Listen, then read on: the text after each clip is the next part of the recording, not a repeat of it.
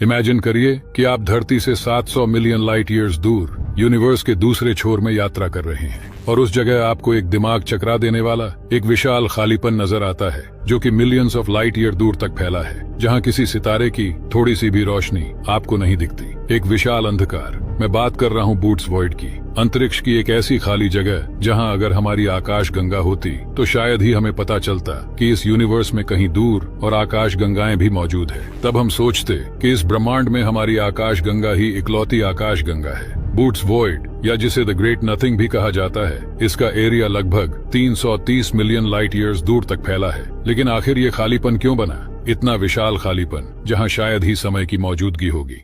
Australia के कुछ ऐसे जानवर जो आपके होश उड़ा देंगे। Number 1, blue tongue skin. अगर आप कभी ऑस्ट्रेलिया जाते हैं तो ये छिपकली आपका स्वागत अपने ब्लू टंग से करेगी, लेकिन डरिएगा मत, ये ज्यादातर जहरीले नहीं होते हैं। बस ये अपने शिकारियों को डराने के लिए अपना ये नीला जीभ बाहर निकालते हैं। Number 2, wombat. ये एक ऐसा कमाल का जानवर है जिसके पास बहुत ताकतवर पिछवाड़ा रहता है और इससे ये अपने शिकारियों का दे दनादन सिर फोड़ देते हैं। Number 3, thorny devil. ये ऑस्ट्रेलिया के रेगिस्तान में अपने शिकारियों को बेवकूफ बनाने के लिए अपनी पूंछ पर नकली सिर लेकर घूमता है और इनका पानी पीने का तरीका तो सबसे अलग है। दरअसल ये पानी पीने के लिए सिर्फ पानी में जाकर खड़े हो जाते हैं, जिसके बाद कैपिलरी एक्शन की वजह से पानी अपने आप इसके पैरों से होते हुए मुंह तक पहुंच जाता है। क्या आपको पता है ऑक्टोपस के पास बहुत सारी सुपर पावर्स होती है और उनमें से एक सुपर पावर ये है कि ऑक्टोपस भी कैमोफ्लेज कर सकते हैं। वास्तव में ऑक्टोपस सेल्फ डिफेंस के लिए आसपास के एनवायरनमेंट की नकल करके अपना रंग और आकार बदलते हैं। इससे वे अपने आसपास के एनवायरनमेंट में मर्ज होकर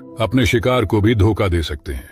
अगर आपको भी लगता है कि लावा कलेक्ट करना दुनिया का सबसे मजेदार जॉब है तो शायद आप गलत हैं। दरअसल जब ज्वालामुखी फटता है तो जियोलॉजिस्ट जल्दी से उस लावा को कलेक्ट करने के लिए निकल पड़ते हैं और लावा का टेम्परेचर साधारण तौर पर 1200 डिग्री सेल्सियस होता है। मतलब गलती से भी एक छींटा शरीर पे पड़ गया तो इंसान दर्द से ही भस्म हो जाएगा। लेकिन फिर भी जियोलॉजिस्ट रिसर्च के लिए ये काम करते हैं और लावा को जल्दी से लैब में ले जाकर ये पता करते हैं कि आखिर किस वजह से ये ज्वालामुखी फटा है। और एनालिसिस करने के बाद वैज्ञानिक इस लावा को फिल्टर करते हैं इसके अंदर मौजूद धातु को जांच करने के लिए।